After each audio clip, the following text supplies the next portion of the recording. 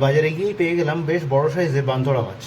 আর এই মাছগুলো পুকুরেই হয়, এগুলো কিন্তু মিষ্টি জলের মাছ সব। এর আগে আমি এই মাছ খেয়েছি, তবে এত বড় সাইজের তো আমি পাইনি। মাছ হাত দিয়ে তুলেই দেখাচ্ছে, দেখুন একটু মাছের সাইজটা দেখুন। এটা তো ছোটোটা, বড়টা তুলে দেখাও না, তাহলে তো বোঝা যাবে।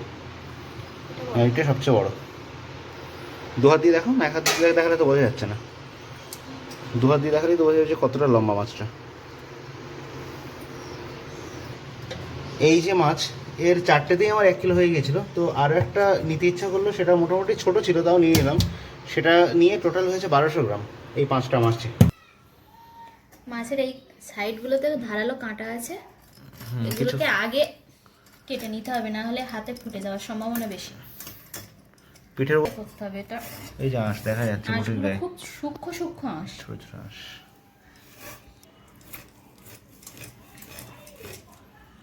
এই আঁশটা তুই বাজার থেকে বলেছিল কেটে দেবে, কিন্তু বাজার থেকে কেটে নিইনি, কারণ বাজারে যারা মাছ কাটতে বসে তারা আঁশটা এত ভালোভাবে কোনোদিনই ছাড়ায় না।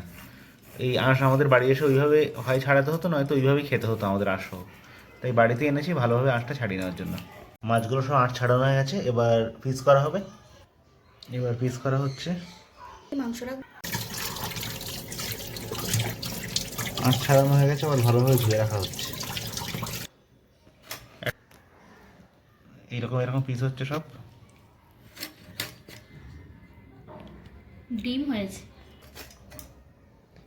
এই যে একটা দাগা এই সাইজ, আর এর মধ্যে ডিম হয়েছে।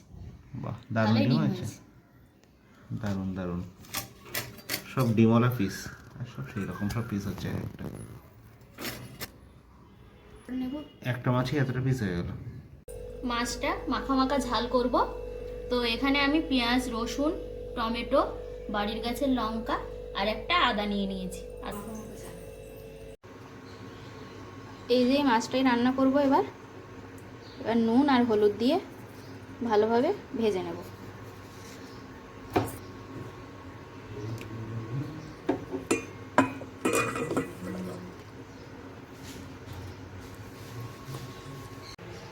কড়াইতে সর্ষের তেল দিয়ে দিলাম, মাছগুলো ভেজে নেব। 5 সেকেন্ড মাছগুলো দিয়ে দেবো, খুব সাবধানে দেবো যেন ডিমগুলো না গলে যায়।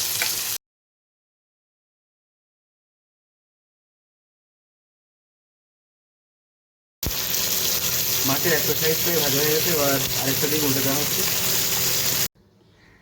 মাছ ভাজা হয়ে গেছে, এবার কড়াইতে রান্নার জন্য পরিমাণ মতো তেল দিলাম, 2টো শুকনো লঙ্কা দিলাম, আর একটু পাঁচফোড়ন দেবো হালকা সামান্য করে। এবার কেটে রাখা হয়েছিল যে পেঁয়াজ আর কাঁচা লঙ্কা, আগে পেঁয়াজটা দিয়ে দেবো। পরিমাণ মতো পেঁয়াজ দিলাম আর কাঁচা লঙ্কা দিয়ে দিলাম বেশি করে। এই যে রসুনের কোয়া ছাড়িয়ে গেছিলাম, এবার এর মধ্যে দিয়ে দেবো।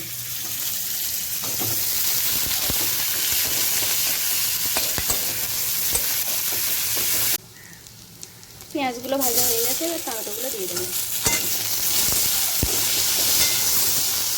হয়ে গেছে, এবার আমি পরিমাণ মতো হলুদ দেবো।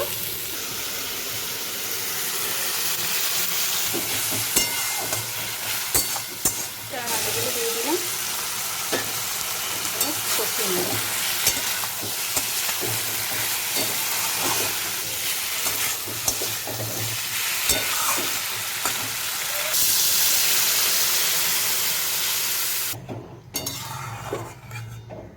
অনেকটা কমেও এসছে, এবার মশলা দেবো।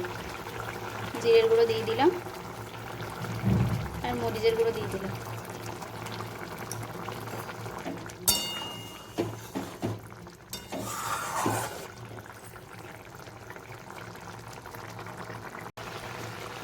এবার একটু কাঁচা সর্ষের তেল ছড়িয়ে দেবো অল্প করে।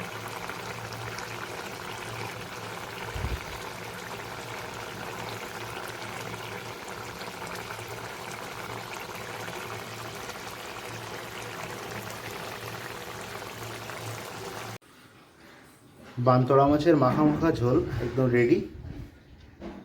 কালার এসে দেখুন জাস্ট ঝোলটার, আর সেই সঙ্গে ডিম ভরা মাছের এইরকম পিস। টেস্ট কেমন হবে আমি তো এখনই বুঝতে পারছি না খেয়ে।